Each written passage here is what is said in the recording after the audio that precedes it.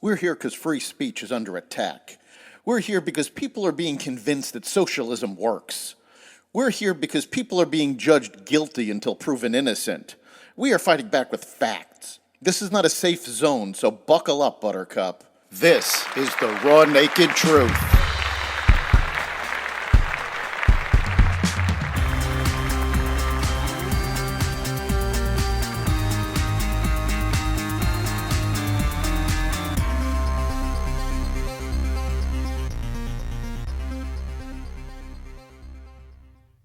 A sweetheart deal for Hunter Biden, Chinese military training near Florida, and more.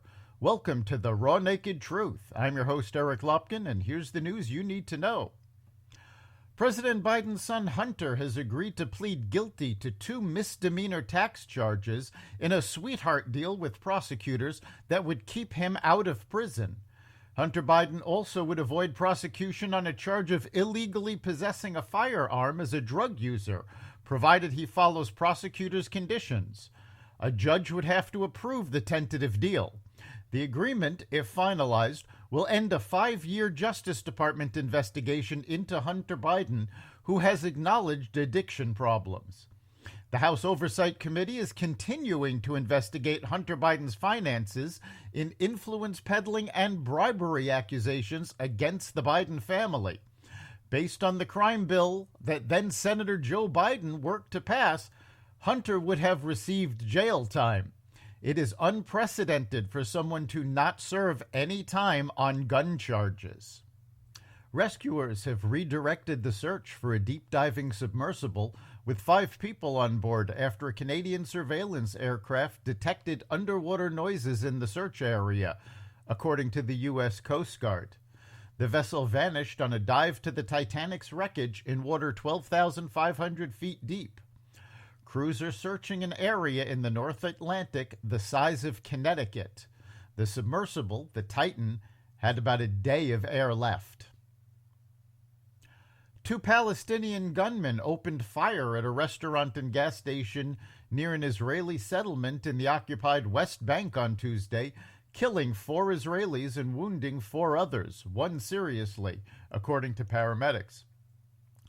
The Israeli military blamed Hamas-affiliated terrorists. An armed civilian shot and killed one of the alleged attackers.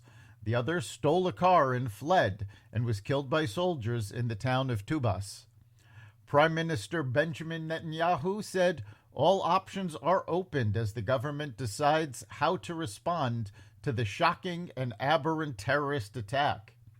The killings came after clashes following an Israeli raid that left at least 5 Palestinians dead. China and Cuba are discussing setting up a joint military training facility on the island's northern coast, the Wall Street Journal reported. The negotiations are in an advanced state, but not finalized. But if they go through, China could end up trying to station troops and intelligence operations 100 miles from Florida, current and former U.S. officials told the Wall Street Journal. The report comes as the Biden administration is pushing to ease tensions with Beijing that have flared over a host of issues, including Taiwan and trade. The administration has urged Cuba not to go through with the project. The Wall Street Journal reported that the information about the proposed training facility came from highly classified new intelligence that was fragmentary but still convincing. Charitable giving fell 3.4% in 2022 to $499.3 billion, making just the 4th time in 4 decades the number has declined, according to a Giving USA report released Tuesday. Adjusting for inflation, the drop was 10.5%. The decline came as nonprofits report an increase in demand for services now that pandemic aid has ended and high inflation is taking a toll on families. Giving USA Foundation Chair Josh Burkholz said the data could have been worse.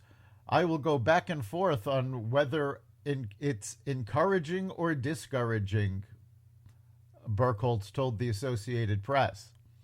there was a 20 to 25% decline in the stock market and an 8% inflation rate, but Americans still gave nearly $500 billion. That's the raw naked truth. You can catch every episode of The Raw Naked Truth at xvadio.com/podcasts, the Apple Podcasts app, Google Podcasts, Spotify, iHeartRadio, Stitcher, Audible, Amazon Music, and other platforms that respect freedom of speech. We'll see you next time.